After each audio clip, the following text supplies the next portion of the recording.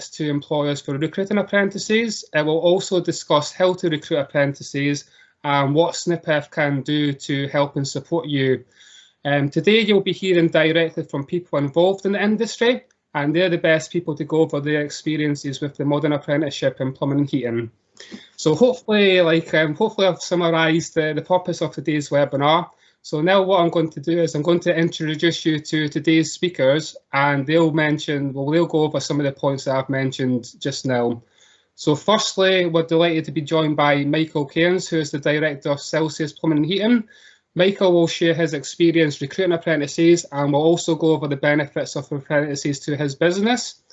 Next up, we have Iain Winnard, who was a recent apprentice plumber on our training programme. And just this week, Iain has become a qualified plumber after serving his time with Blair Heating and Plumbing Solutions. So I would just like to say a quick congratulations to Iain for completing his apprenticeship this week. Iain undertook his apprenticeship off-the-job training at Glasgow Clyde College, and he will be sharing his experience on the Modern Apprenticeship programme. And last but not least, we have Neil Foxcroft, who is a SNIPEF Regional Training Officer that covers Highlands and Islands, Moray and Aberdeenshire. Neil looks after the apprentices and employers in this area, well, the areas I've mentioned, and he ensures everything runs smoothly during the Modern Apprenticeship. Neil will be providing information on who SNIPEF are, what we can do to support apprentices, and the various grants and that is available to employers. So that's the speaker introductions away. So we're going to properly start the webinar. That was just a wee introduction from myself and stuff like that. But first up, we have Michael. So Michael, are you okay to take over now and go through your PowerPoint? Absolutely, for sure. Yeah, absolutely. Brilliant, thank you. Thank you. Good morning, everyone, and thanks, Dale, for the introduction. When SNIPEF first asked me to do this topic, it was quite easy for me to do. It's a subject that I feel quite passionately about, so I'm delighted to be here this morning. As Dale mentioned, my name is Michael Cairns and I am the Company Director here at Celsius Plumbing and Heating, based in Edinburgh. I too served a full plumbing and heating apprenticeship, went through a modern apprenticeship and qualified back in 2007. Circumstances dictated and I became redundant in 2007. Due to the financial crisis at the time, and months later we started Celsius Plumbing and Heating, and from the off I had an apprentice with me the whole time, and it's something that's instilled in our culture to date. We currently have 3 apprentices with the company, one who's just about to qualify and another 2 first years who are just about to start their journey next month at Edinburgh Telford College. As you can see on the screen, we've trained over 10 apprentices over the last 14 years. It's not just about plumbing apprentices for us, we also train admin apprentices and any other opportunities that we can give back as a business. It's really important to us. So I hope you find the information that I share with you today quite useful, and please do take any notes, because it's all about trying to make sure that the next generation can be looked after and given opportunities. So the next slide, please, Jill. Okay, so I get asked this quite a lot actually, and I hear in the industry all the time, there's not enough good people out there, there's definitely a skill shortage, I can't seem to find the right person. So we're no different, we find it quite difficult to find good team members as well. And but what we've always had, and as I said earlier on, we've always had this culture of bringing on apprentices, because we want to obviously offer opportunity, but we want to be making sure that when we develop our people, they stay with us for the long run. Okay, so we see it time and time again. I found it quite difficult back in 2003, 2004 when I was starting on my apprenticeship journey, and nothing's really changed in the 14 years, sorry, more than that, sort of 17, 18 years, I'm showing my age now. We're still seeing an abundance of people coming to us wanting an opportunity to become an apprentice plumber. And we thought, well, what can we do? We can't obviously take on everybody. We're only a small business, we can only do what we can. So we first of all started going about creating a template email that we'd send out to people. We'd say, listen, we don't have any apprenticeship drives at the moment, but if you want to send us your details, we'll keep you on file and we'll contact you when we're going to be next recruiting. So we did that for a few years, and after, crikey, hundreds of these types of emails coming in, we decided to go one step further, and we decided to create an apprenticeship page on our website. Now, we did this for a number of reasons. We did this because rather than sending a link, we would be sending people to the website where they can get some really good hints and tips. But also, there's a nice clean application process in there, and it makes people aware that if they want to join the team and they want to be part of our business, they have to align with our company values, and our company values are there for everybody to see. This is not difficult stuff. It's really straightforward. It probably took us a couple of days to really define an apprentice page, and we just made the commitment and just went for it. So what does this look like for us? Okay, so if you can go into the next slide, please, Jill, that'd be lovely. I personally believe now there has never been a better time to take on a plumbing apprentice. There is so much help and support out there at the moment, okay? There's grant funding that you can hopefully access through your local council. If you need access to this type of information, please do contact the team at SNIPEF. They can help you with this. And if there's grant funding in place just now, it's not just really for wages. It can be help towards travel. It can be help towards tools. But it's all dependent on your local council. So please do take advice from SNIPEF training for sure. So yeah, this is the application form that we developed on our website. And as you can see, it's a nice clean way of obtaining a potential apprentice details, asking them to answer a few questions. And then from there, if we are looking for apprentices at the time, we can easily go through the application and identify who really is aligned with our values, who would be a good fit for the team, and who we would want to take on to the next step. The next slide will show you a bit more. Jill, if you can move it on. It talks about our values. It talks heavily about customer service. If anybody's been on our website before, we go on about customer service quite a lot. It's not something we just say. We literally live and breathe it. Yes, it gives the potential apprentice the opportunity to upload their CV. However, we wanted to take it one step further because we understood that if we ever do an apprentice drive like the one we did back in May, we had over 100 applications. So we found it really difficult to try and identify from one candidate to the next who would be the best fit reading a CV, because everybody's a good team player, everybody can work alone, everybody's good at communication. So if you can move to the next slide, Jill, please. We basically put out front and centre that if anybody wants to apply for a plumbing apprenticeship, we want to see a 30-second to 1 minute video clip of them. And we do that because we say, well, it's their time to shine. It's the time to come onto the application and really stand out from the crowd. And that was really successful. Actually, it was the first time we ever did this. And out of the 100 apprentices that were well over 100 that applied, the 2 candidates that we took on recently, they both uploaded an excellent video. And that was the main reason why we took them on, because we got to know them really well and we moved them on to the next step. So that type of thing there is easy to do. And when people are asking, well, where do I find apprentices? That's how we find our apprentices. We'll do a Facebook marketing drive for this. We'll put an advert out on Facebook saying, listen, we're looking for apprentices at the moment. Go to this link and apply. And it makes it really easy for your team to go through and trying to cipher through any applications that you may have.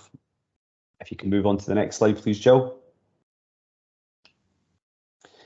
Also on the apprenticeship page, we offer good industry information for anybody that's looking to take that first step on the journey about becoming an apprentice. And again, rather than sending an email or maybe not getting back in touch with a potential candidate, how easy would it be to be able to send potential apprentices to your website? Or how easy would it be for potential apprentices to apply to your company through your website? It's so simple to do, and I highly encourage anybody to do it as well. If the final slide there, please, Jill, for myself.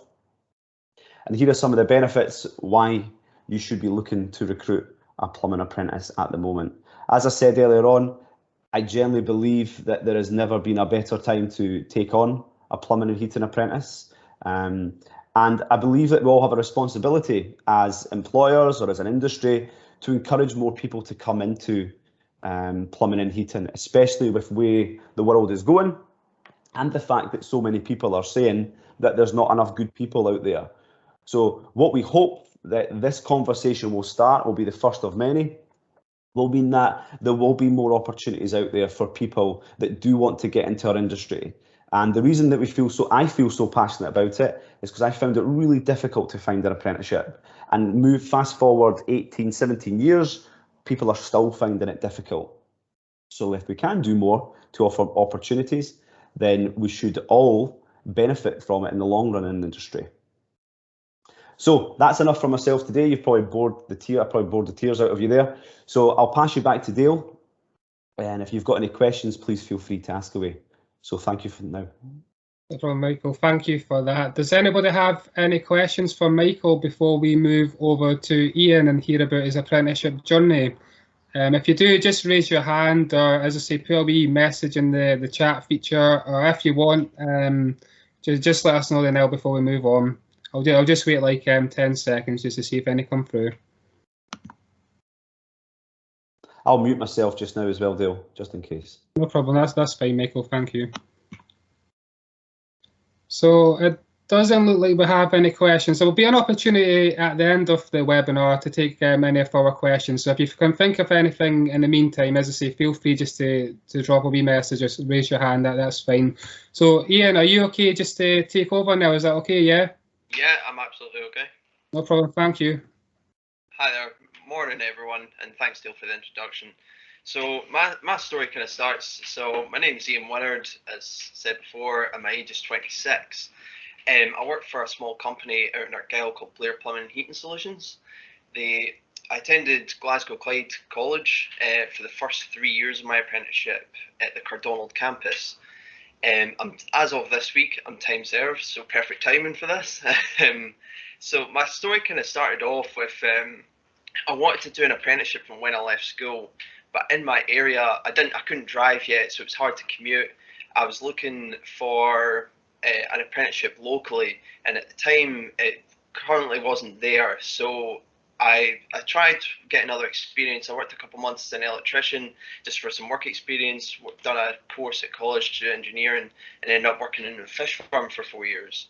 But when the opportunity arose for me with Graham, my boss, I was an old apprentice to start. I felt a wee bit intimidated at the start of it, because I was going to be starting my apprenticeship at the age of 22, where all my friends that had done apprenticeships are already qualified. But I would like to mention it's something not to shy away from. I've done it at the age of 22, qualified at 26, and I've not regretted it. It's been an incredible experience in general. Over the first few years of the apprenticeship, you do college as well as work. So the first 3 years, you attend college 13 weeks of the year, and it's 2 weeks on site and 1 week at college. The college experience is great, that you hear so many stories from all your lecturers, and you do hear all the backgrounds and the different stories from their experience, because they're in all different areas. You've got some that specialise in gas, you've got others that are commercial and domestic as well as in general. So over the years, you do learn a lot from all these different people. The variety learned in college as well. There's so many subjects, and same as on site now. Going off onto site, it's like this. I would recommend this career for any apprentice who's wanting to get into a trade, because it's the variety of the work in this industry is just evolving. You've got a lot kicking up about renewable energy now, and it's just increasing the work demand, and that's why I think it's important about this recruitment scheme to try and encourage it, because at the end of the day, you're always going to need plumbing heating engineers. Back onto the college was with college. In my last year there, I ended up I was currently training up to do my ACTS exam from doing my gas and finish off my renewables. And what happened was obviously, as we all know, coronavirus hit. So it was a bit difficult because we couldn't attend college. So the last 3 months of our apprenticeship in third year in college, we had to do it on Teams, which had its challenging moments. You were kind of stuck with, you couldn't have that one-to-one interaction with the lecturer you'd like to have sometimes. So like having the practical aspect of being able to show, but at the same time, I'd like to thank Glasgow Clyde in general for how much work they put in, because whether or not you needed help with any coursework, they were there. Even out of hours, they excelled. They would help you no matter what time of the day, and it must have been challenging for them as well, doing our course online completely, and they excelled at it. All of us got what we needed done, and then attended Max last year and passed, so all was well.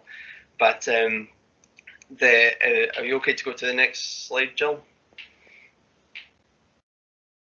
So over the few years at college, they gave me a lot of opportunities, and that's why I would recommend it as well. Is just all in all the experience. Awards wise, I got given the opportunity to. I got put forward for the Apprentice of the Year in my first year for SNIPEF, and then the second year of the college put me forward for a leadwork competition, because leadwork's something that's you maybe don't think about with plumbing and heating, but it's an old part of the trade, and you do learn it in college as well. So it's such a wide variety of skills. And I came second. It was the Scottish Regionals. I came second in Scotland for it, and it was a great experience. Just the whole idea of it in a room with other guys from other colleges doing it, and it was a thrill. It was great, and I'm so grateful I got put forward for that experience. And yeah, it's just like the next point in the slide. I'd like to encourage, don't let age put you off. Don't get me wrong, I wish I could have got an apprenticeship when I left school. That's definitely the best time to do it. But at the same time, if there's people out there that want to start an apprenticeship and they feel they're too old for it, I wouldn't shy away from it. I'd done the career change and I've never looked back. It really just was what I wanted to do from when I left school. I didn't get the chance at the time, but now the industry's growing. There's going to be more work, and it's a challenge right now. And for searching for apprenticeships as well, I think like my employer, I'm hoping is going to be taking on either another apprentice, and I'd love to have someone under my wing one day, because it is like I want to give someone the same chances I got. Advice to some employers that, from my point of view, is don't get me wrong. As an apprentice, you start off from the basics. You don't really know much about the trade yet, so it's kind of like first year you are going to you're going to do a lot of tidying up. Let's face it, but it's always that helping hand which I think benefits employers. And after a year, you do start to pick things up. You start to feel like you're that extra helping hand, and it saves your employer a lot of stress. Because even if you are just tidying up, working around him, it's that helping hand that saves him time as well. And I've like so myself, after my first year, so there was another apprentice that worked with me, and this is just an idea for employers if they have ideas of how it works with the college. The guy I was with was on a different week of college than I am. He was part of the A group and I was part of the B group. So what my employer did is he rotated us round. So he'd be away one week, I'd be away the next week. So he always had one of us there. And then the third week was for planned bigger jobs, so that he had both of us there if work needed done. And so he worked around that quite nicely. And definitely after the end of my first year, I was put on the van insurance with the other apprentice. So the week he was away, I got the van, so I could start to do weird jobs in the mornings and help out my boss by arriving to work or wherever he needed me to be, so that he didn't need to worry about picking me up. And then at the end of my second year, I got my own van, which was a massive difference. And just over the years as they developed, the more skills I picked up, the more independent I became. And then I started to feel, especially in this last year, a lot more a benefit for my employer. As this last year was just work and I'd finished college, it kind of gave me the chance to prove myself and what I needed to do, be a lot more independent, and it was great.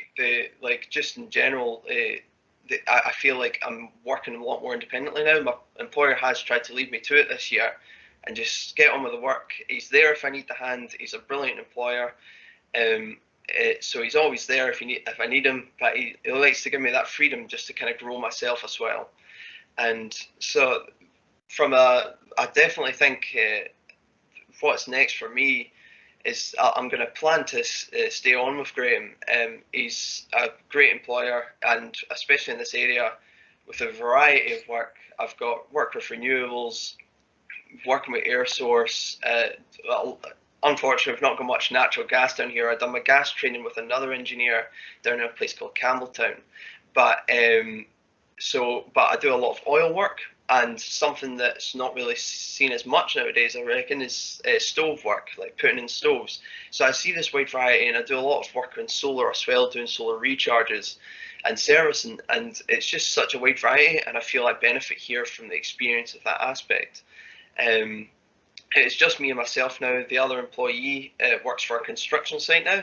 He quite enjoyed the site work, so it's quite good being part of a small team as well if you get that opportunity. But what's next for me is, I think, just carry on as that. But further down the line, I'd love to pursue the renewable industry, because I think that's where the whole industry's going, especially with in the talk at the moment. And I know some big manufacturers have started doing dual fuel boilers with hydrogen gas, and I think that's going to be a massive change to the industry. But hopefully one day I'll be able to take on my own apprentice and train him the way I was trained, and just be able to give him the same opportunities that SNIPEF have given me, the college has given me, and my employer's given me. I couldn't thank everyone enough. I think it's an incredible industry to be in, and yeah, I recommend it to any employer. Please definitely think about taking on apprentices. It's just, they do become a very valuable asset of your team, especially the fact you train them up your way.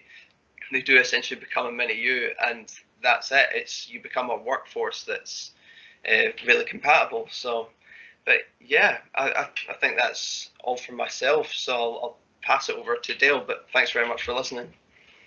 No problem, Iain. Thank you for that. That was a really good presentation there. I've had a few questions came in while you were speaking there. I think a couple of the questions will be more for Neil, but I know, Iain, you mentioned that like one day you want to take on your own apprentice, and just now that you're going to continue on working with your current employer. Laura's just asked them, do you have any kind of other aims now that you're qualified, or is that just you? I think try and get as much under my belt as possible. I think with the industry evolving, we're definitely going to pursue a lot of work with renewables. We're currently thinking about putting on a course to do there's a lot of grants going about for the air source installation, so we need to do a few courses for that. But I think, yeah, just my next move, just keep getting as much experience as possible in any courses. I need to do my LPG as well, which is another next step, just for kind of more rural areas.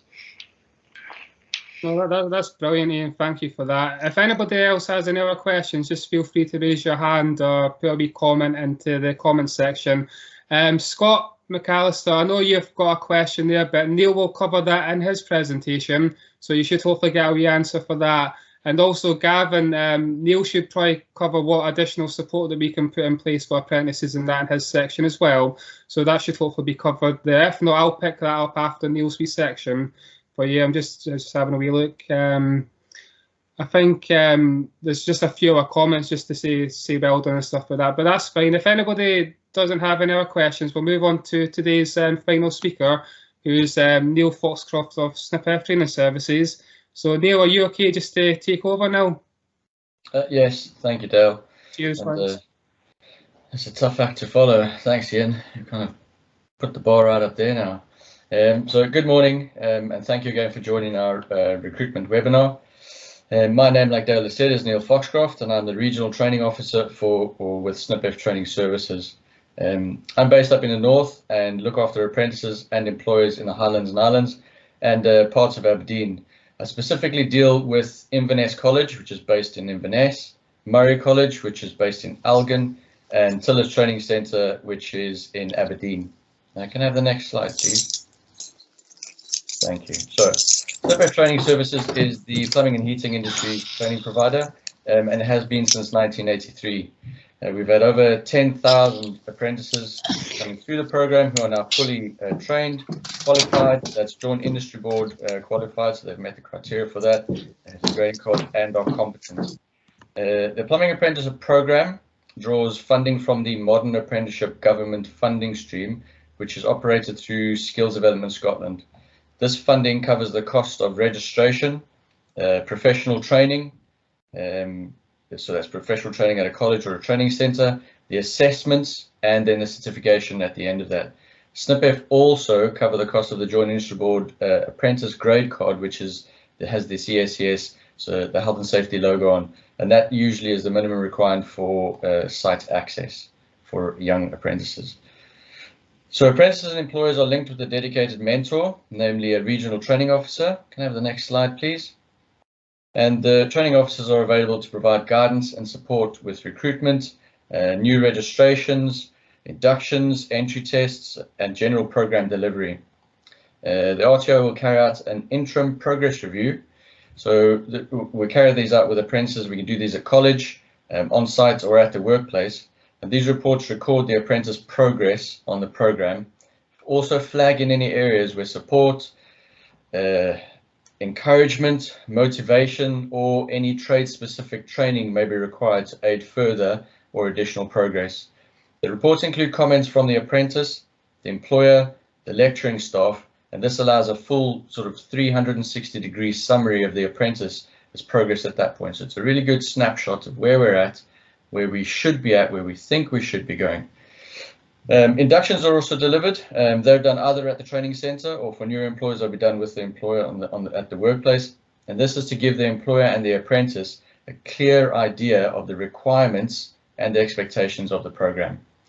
The RTO is the link between the apprentice, the employer, and all the relevant parties involved in that modern apprenticeship program. So they're in constant communication with the parties there. Can I have the next slide, please? So the STS funding for the plumbing apprenticeship is divided into the three categories you can see on your screen, 16 to 19 being the category that draws the maximum sum. SNIPEF training has recognised that the support needed in industry during this current state and the skill shortages have become more apparent over recent times. So we've confirmed a grant payment and a shortfall support for employers recruiting this year. This means that SNIPEF member firms will be eligible for a £2,000 grant payment for apprentices in that 16 to 19 year category. The grant sum is subject to the apprentice completing the 4-year apprenticeship and achieving the SVQ level 3, and providing no additional costs are incurred during that training period, that sum is then is available. Employers who register an apprentice in the 20+ category will be entitled to or entitled to a lower fund, but will not be expected this year round to cover any of those shortfall costs in the STS funding. In addition to the normal program funding, there is an Adopt an Apprentice grant, which until the 30th of September allows eligible employers a £5,000 payment for employing a redundant apprentice.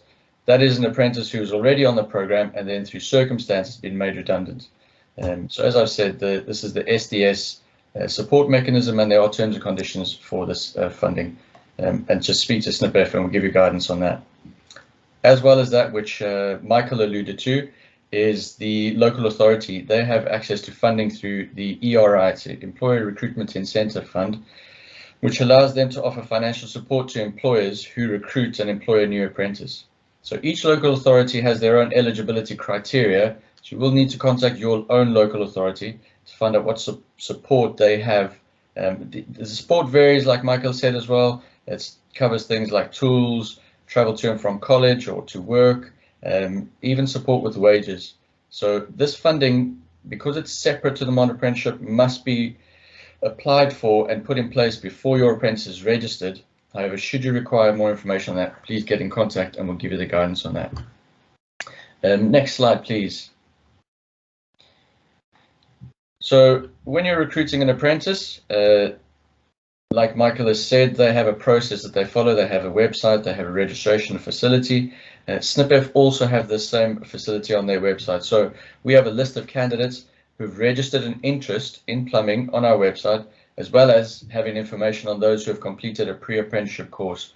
So Iain did something similar. He did it in engineering, but we have pre-apprentice courses that are run through the college, and that gives a new person or someone who may have just missed the apprentice start dates a chance or to have a taste of or get a flavour for all the trades. So if they're stuck between two trade options, they're not really sure which one is for them, they would do a pre-apprenticeship course. They would then choose the right one for them after they've had that intro, and we get their details so we can pass those on to you. We have an online application process which is quick. It provides all the necessary information for the registration details. And this registration includes the BPEC entry test. So this is the industry's entry test that every candidate must pass, but it can also be used as a selection method. So if you have more applicants than you have roles available, you can use the results and the scores on this BPEC test as an addition to your recruitment choice. So the SNIPEF training team are here to help with recruitment and registration. So if you're looking to recruit, please either call us on the number on the screen, which will also be put into the chat, email us on that email address, or simply have a look at the website, which is snipef.org/apprenticeships. Next slide, please. So our website, as I've said, the snipef.org/apprenticeships website has information on the full program. It has details on the new framework, the old framework.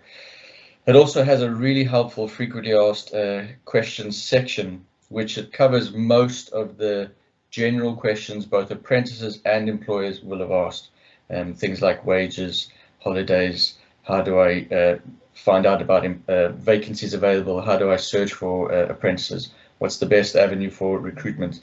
So the first point of call is have a look on that website. If there's any questions that you feel aren't being answered on that, please get in touch, give us a call. The training team are here to help, RTOs are here to help. All the contact details are on that website and they're in the chat just now. So get in touch, we'll give you further advice on any specific funding that you might need, any specific support mechanisms you might need, and then also we'll give you guidance on when the college is starting, how those schedules are looking, whether it's a day release, attendance, block release, and then if there's availability in that class. Thank you very much for listening, and I'll now pass back to Dale. No problem. Thank you for that, Neil. I'll give everybody a wee second to raise their hand or just put a wee question in the comment section. I think, Neil, you mentioned the grants and stuff like that, so that should cover Scott's question, hopefully. But do you want to kind of go over additional support needs for apprentices that may require them at college and stuff, and what we can do and what the colleges can do to put support in place? Is that okay? Yes, so if there's any specific support that's required, it's always helpful to have a chat to someone at SNIPEF. We can then make the inquiries relevant to that. There are various funding streams available through STS. Access to work is one of those, so that entitles or supports or helps, puts provision in place for any apprentice with any support requirements to come onto the program. The program is open for everyone to join, and there should be no issues in getting into the centre, out of the centre, accessing the work, completing the work. So if it's something specific that you would like information on, get in touch with us. We'll have a look to see if there's a requirement for any provisions to be put in place, or if there's a support mechanism, whether that's financial or anything else that we could look to introduce for that. The access to work is a very good funding stream, and it's very, very helpful for those with physical impairments, and most of the training centres are well equipped to deal with any of the other, even sort of the more common learning difficulties, dyslexia, dyspraxia, those kind of things. No, that's fine. Thank you for that, Neil. Does anybody have any final questions? I think, Fiona, you've got your hand up. Do you have a question? Hi, thanks, Dale. I just want to thank all the speakers today. I think that's been excellent. For those of you who don't know me, I'm Fiona Hodgson, Chief Executive of SNIPEF. And what I would say to anybody out there is it's never been a better time to come into our industry. We are diverse, we are inclusive, and at the moment it looks like we're future-proof. I've been writing several articles recently for what's going to happen with the Scottish Government ambitions, and it looks good for our industry. There's so many people, and a lot of people I know at the moment that have come out of university, graduates, and can't get jobs. And I think this is an excellent opportunity. There are alternatives out there, and our sector is just crying out for people that, you know, like Iain, are passionate and want to bring their own business, want to work for somebody. There's so many opportunities once you've done your plumbing and heating apprenticeship, and for employers, you can put something back into the industry, but you can also learn. I know myself from bringing apprentices into our business that you get new and fresh ideas. They're usually a lot better at technology than perhaps I am. So it's a real win all round, and just really to say thank you again. No problem. Thank you for that, Fiona. Neil Michael's got a question with regards to the BPEC test.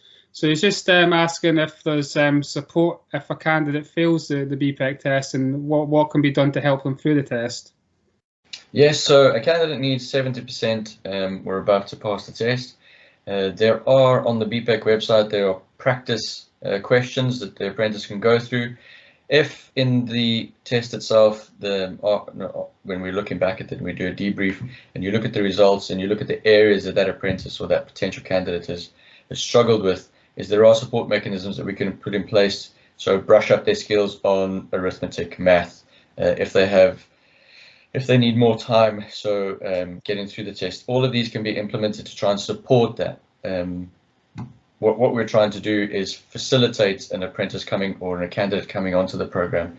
The test is not designed to trip anyone up or weed anyone out. It's designed to give them an idea of how they will cope with the framework. The theory elements of the program are quite intensive and can be quite difficult. However, there's always a way that we can work through these things. So we are there to support every candidate who wants to give it a shot. But the practice tests on the BPEC website are the best starting point. That's brilliant. Thank you for that, Neil. Scott's got another question. It might be a mixture of yourself and me that answers this, but he's just saying that he's got 2 apprentices that were furloughed for 12 weeks due to the COVID pandemic, and he's just wondering, like, if they would know that the time would be added onto the apprenticeship through the college. But I think, Scott, my understanding is that apprentices would have had to be on furlough for longer than 6 months, and after that 6-month period, it'd be any time after that would be added on. So I'm not too sure what your individual circumstances are with regards to your apprentices, but if you want, you can always phone one of the team after this webinar and we can go into a wee bit more detail and talk you through what's required there. Hopefully that answers your question. And Neil, do you have anything to add to that? No. The best way to do, I mean, the Joint Industry Board's guidance is anytime more than 6 months on furlough should be made up. So if they were off for 7 months, then it's 1 month needs to be added onto that. However, discussions between the employer and the apprentice is really helpful. So if that 12 weeks you feel they've lost a key part of their training, and it always depends on what stage they're at their apprenticeship.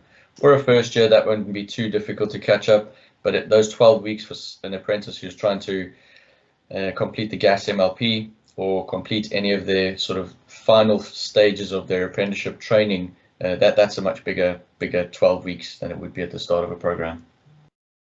No problem. That's brilliant. Thanks for that, Neil. I'll just wait a few seconds just to see if I have any kind of final questions or comments, and then, as I say, I'll just wrap up today's webinar.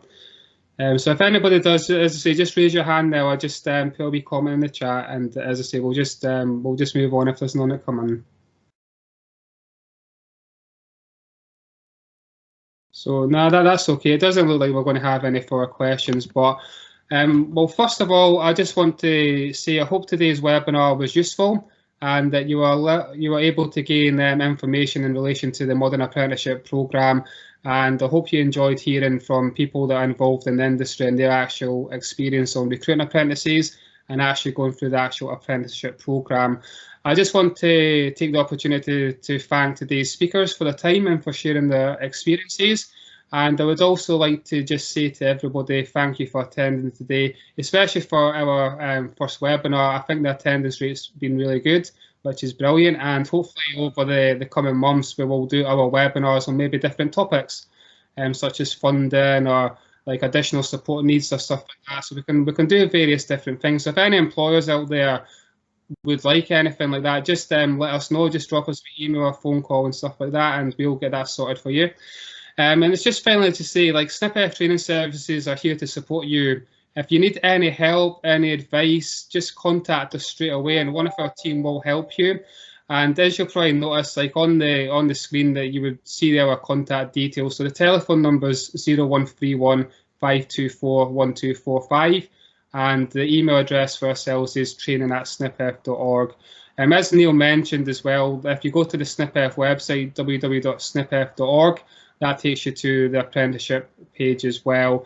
Also, to keep up to date with all the latest news and that we have, and all the latest industry news, if you don't follow us on our social media channels such as Facebook or Twitter, just drop us a wee like and follow at SNIPEF Training, and we're always sharing all the latest news and case studies and any funding opportunities for the apprenticeship and that. So just give us a wee follow and a like and stay up to date with everything that's going on within SNIPEF Training Services.